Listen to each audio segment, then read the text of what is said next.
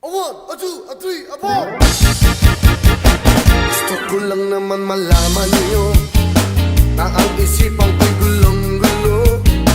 Nagtatanong kung susundan ko siya dahil ang puso ko ay nabihag niya. Alam mo bang minamahal ko siya at tunay ang aking nadarama. Kahit ako'y nagmumukhang tanga ay ayos lang basta't kasama siya. Kahit sabihin pa ng iba nababaliw na akong talaga.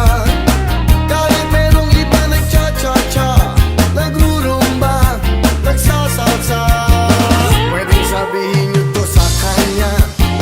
Ang puso ko'y nahihirapan na. Ano pa ba ang pwede kong gawin na uubra upang maakit siya? Palagay kaya ako na